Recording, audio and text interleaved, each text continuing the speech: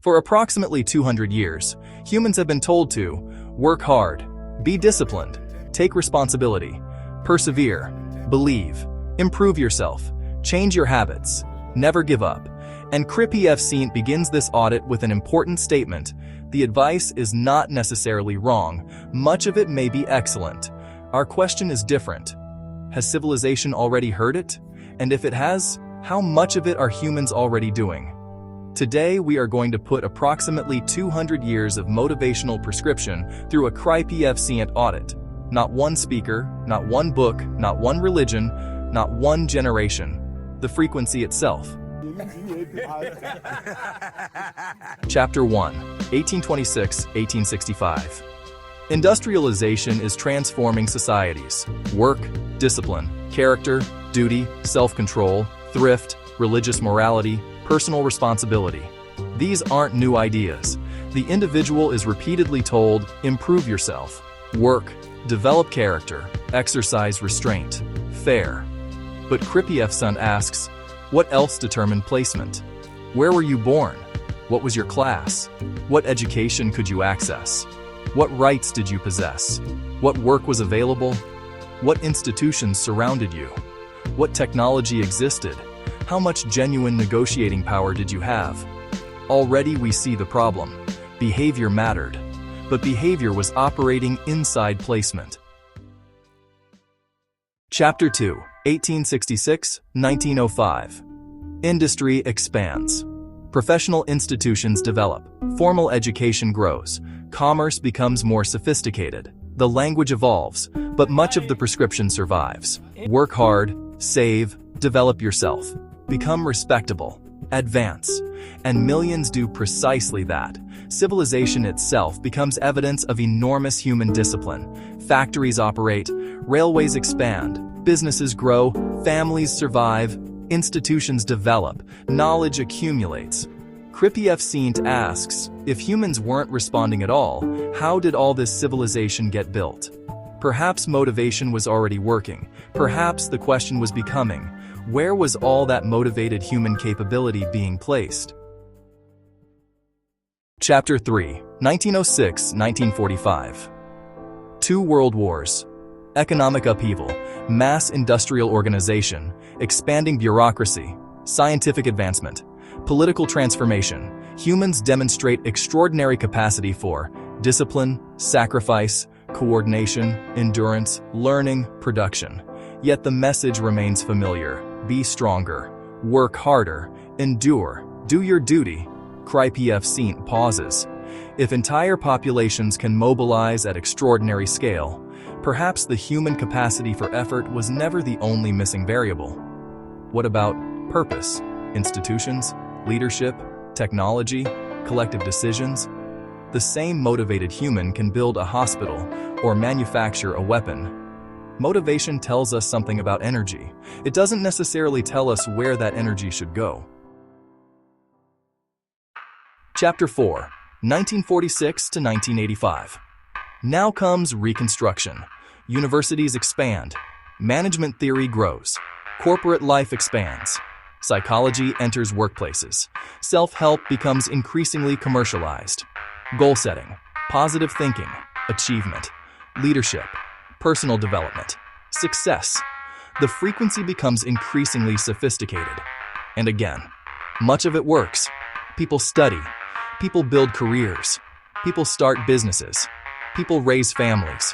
People acquire qualifications. People improve their circumstances.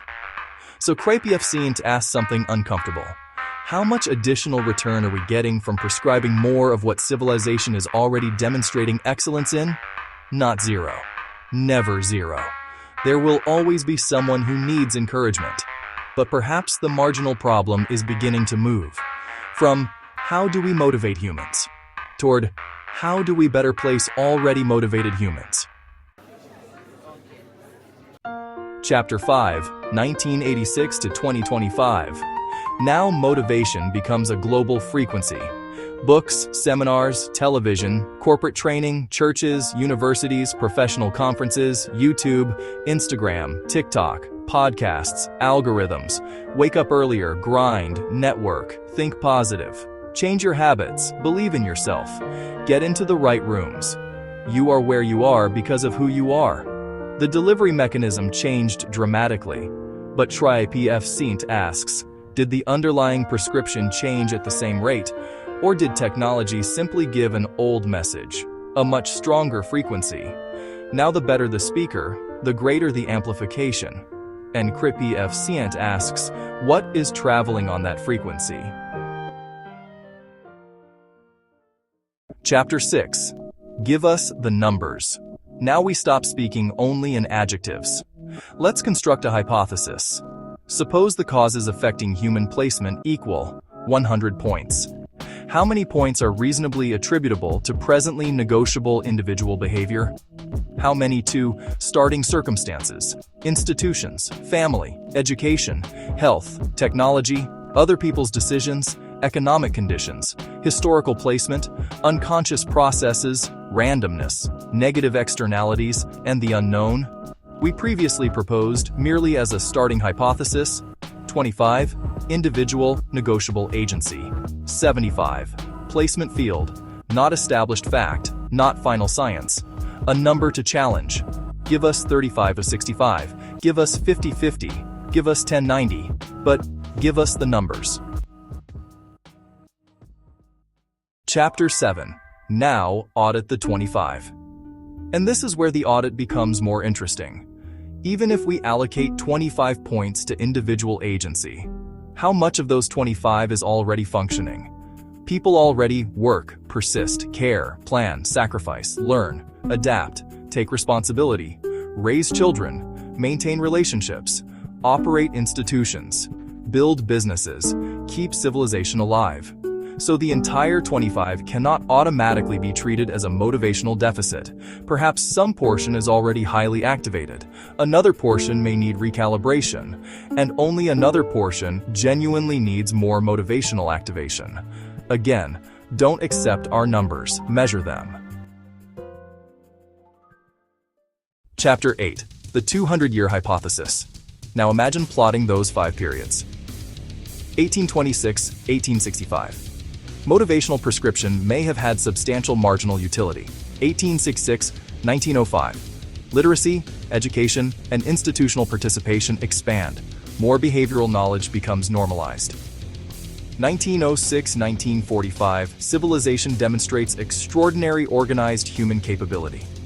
1946-1985, personal development knowledge becomes increasingly formalized and distributed. 1986-2025, the internet gives motivational prescription almost unlimited distribution. So CRIPFCnt proposes a testable hypothesis. As motivational knowledge becomes increasingly distributed and absorbed, its marginal additional value may decline. Meanwhile, the value of correctly diagnosing placement may rise. That is not a conclusion. Test it. Chapter 9. 0.1 Recalibration. And here comes another CRIPFCnt hypothesis. Suppose someone is already operating at 9-10 effort, 9-10 persistence, 8-10 discipline, 9-10 responsibility. What happens if we add another 1 point of motivation? Maybe something? But what if we identify one small placement error?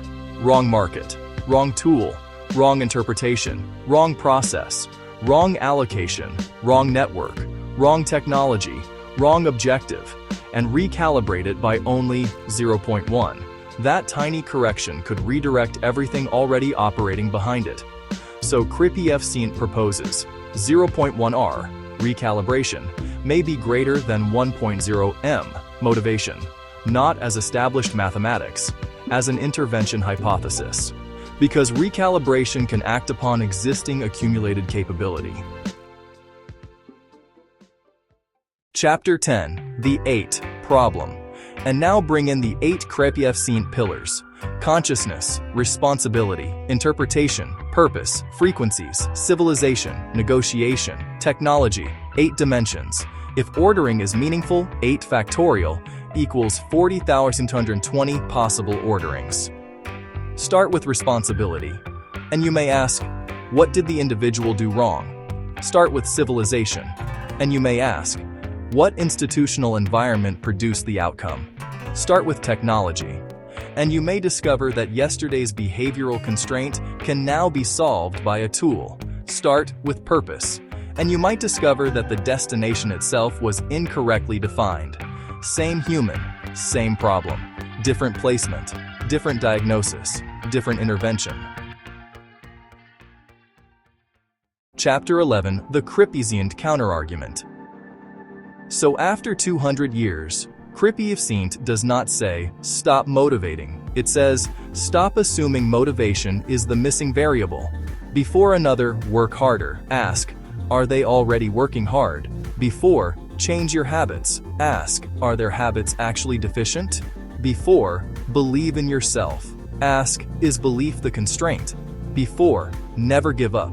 Ask, should this direction actually be continued? Before, network more. Ask, is access or contribution the problem? Before, you are where you are because of who you are. Ask, what constructed who you are? Closing 200 years. 5 40-year windows. An enormous accumulation of motivational frequency. And perhaps, an enormous accumulation of successful human response to it. So CRIPFCnt asks civilization, what if we heard you? What if we learned much of it? What if we are already practicing much of it? Then the next frontier may not be another louder instruction to become better humans. It may be better diagnosis, better tools, better placement, better allocation, better interpretation, better negotiation, better use of technology. We haven't dismissed 200 years of motivational wisdom. We have given it credit, and because we have given it credit, perhaps civilization can now invest more heavily in what comes next. CRIPFCnt Microbook, Mauser 11. 200 years of motivation. We heard you. Now let's measure what remains. CRIPFCnt, recalibrate. Don't motivate.